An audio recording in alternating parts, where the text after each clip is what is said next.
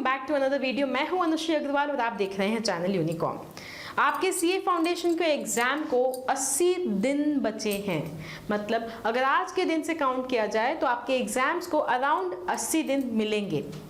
आप इन 80 दिन में जो पढ़ाई, जो प्रिपरेशन करेंगे, जितनी मेहनत करेंगे, उसी से डिसाइड होगा कि आप सीए इंटर का एग्ज़ाम लिख पाओगे या फिर अगले बार भी आपको सीए फाउंडेशन का एग्ज़ाम लिखना पड़े। मतलब ये अटेम्प्ट आपका आखिरी अटेम्प्ट होगा या नहीं, वो ये 80 दिन बताएंगे। तो अब इस वीडियो में मैं आपको एक प्लान देने वाली हूँ। देखिए, प्लान तो आपको कई जगह मिलते हैं, लेकिन चेंज तभी आएगा जब आप उसे इम्प्लीमेंट करें।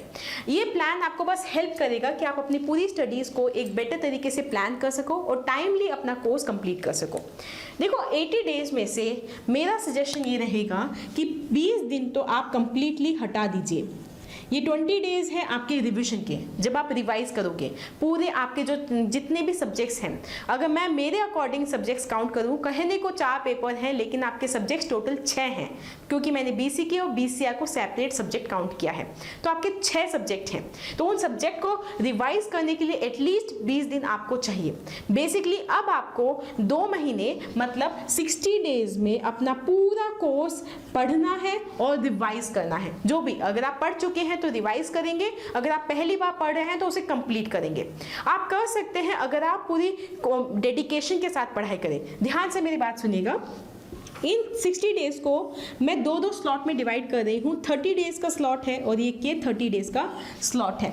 ध्यान से मेरी बात सुनिए। आपके पास 6 सब्जेक्ट हैं: accounts, law, BCR, BCK, BMRS, eco. तो आपके पास 6 सब्जेक्ट हैं। आपको इन 6 सब्जेक्ट को इक्वल वेटेज नहीं देना है।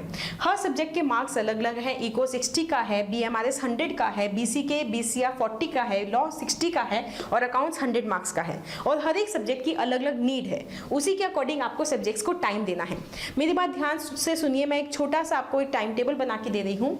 अकाउंट्स का जो कोर्स है, इस 30 डेज में कोशिश करो कि मॉड्यूल 1 को कंप्लीट कर लो। मतलब इन सभी सब्जेक्ट्स के आधा कोर्स आपका इन 30 डेज में कंप्लीट हो जाना चाहिए। कंप्लीट का मतलब ये नहीं है कि मैम एक बार पढ़ के रख लिया। कंप्लीट का मतलब है उन पूरे चैप्टर को मॉड्यूल से कंप्लीट करना है। सेकेंडली, उनके बैक क्वेश्चंस, उनके illustrations, RTP, MTP, previous year questions, ये सब कवर करने हैं। जब आप ये सब इस 30 डेज में कर लोगे तो आपका होल्ड इन सब्जेक्ट्स पे आ जाएगा। अब जैसे मेरी बात सुनिए, अकाउंट्स में 1 मॉड्यूल कंप्लीट करेंगे, लॉ में आप एटलीस्ट 2 या 3 एक्ट कंप्लीट करेंगे। जो 2 बड़े एक्ट हैं वो कंप्लीट कर लो तो काम हो जाएगा। जैसे Indian partnership act, Indian contract act, आप यहाँ पे खत्म करके रख दो। बीसीआर में आप जो स्टार्टिंग के जो चैप्टर्स हैं, जैसे आपके वोकैबुलरी हुआ, कम्युनिकेशन हुआ, कॉम्प्रीहेंशन हुआ, नोट मेकिंग 1 to 6, ये चैप्टर्स कंप्लीट करके रख दो। तो राइटिंग प्रैक्टिस वाला अपन नेक्स्ट स्लॉट में कर लेंगे। तो इन 30 दिन के अंदर आपको वो कंप्लीट करना है।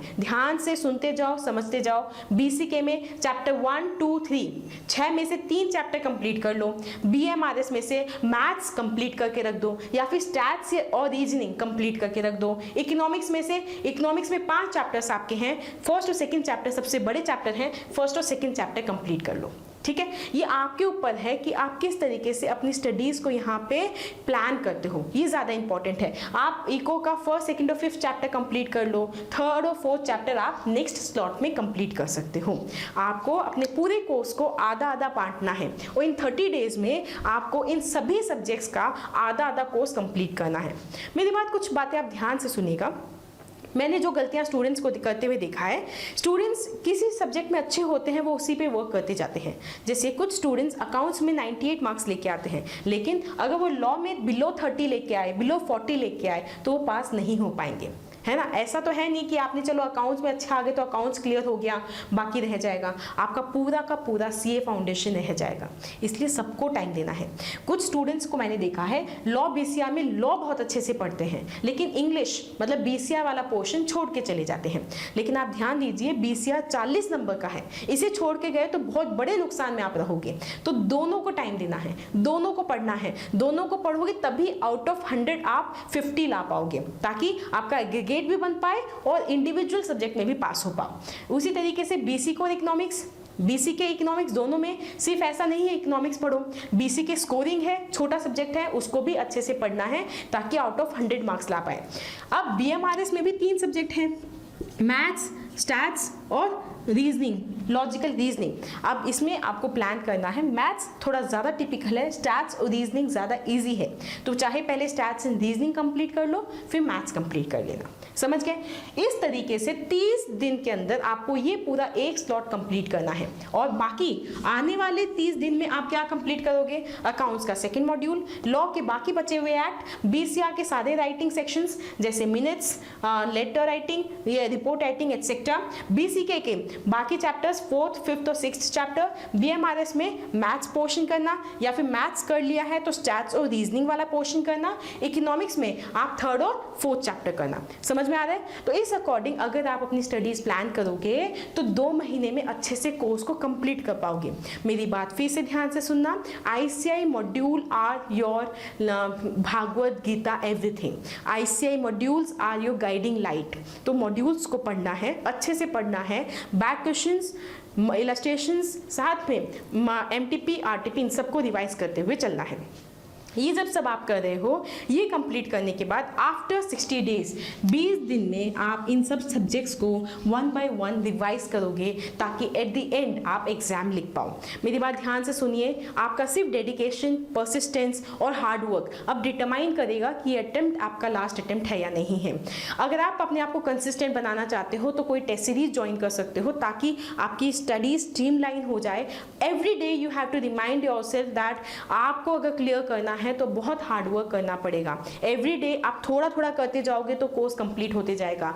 अपना पूरा टाइम टेबल बनाओ, हर दिन का टाइम टेबल बनाओ। एक महीने के अंदर 4 वीक होते हैं। फर्स्ट वीक में कितना करोगे, सेकेंड वीक में कितना करोगे, थर्ड वीक में कितना करोगे और फोर्थ वीक में कितना करोगे।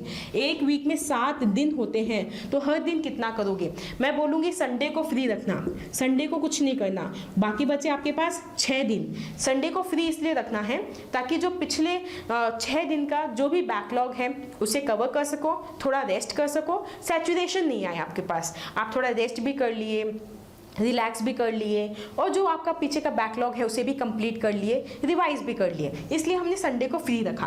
बाकी हर वीक में 6 दिन होते हैं। हर दिन का डिटरमाइन करो कि आज मुझे अकाउंट्स का बिल ऑफ एक्सचेंज पढ़ना है या फिर आज मुझे अकाउंट्स का बीआरएस पढ़ना है, आज मुझे लॉ के चैप्टर 1 की यूनिट 1 कंप्लीट करनी है, आज मुझे बीसीआर का चैप्टर 1 कंप्लीट करना है। ये राइटिंग में आपके पास टाइम टेबल होना चाहिए। अगर आप सच में अपने एग्जाम को क्लियर करना चाहते हैं, आगे बढ़ना चाहते हैं, सीए बनना चाहते हैं फर्स्ट अटेम्प्ट में, तो एक एक दिन का टाइम टेबल आपके पास होना चाहिए। अगर आपको टाइम टेबल रिलेटेड कोई भी क्वेरी है तो आप मुझे कमेंट सेक्शन में लिखिएगा, मैं उसका आंसर आपको देने की कोशिश करूंगी।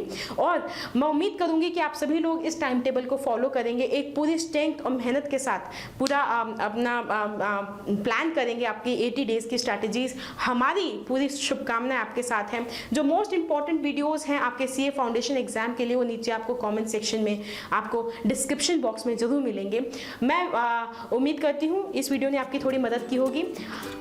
If you like the video, don't forget to hit the like button, share this video and subscribe to the channel. I see you next time in the next video. Till then, stay healthy, be happy, bye bye.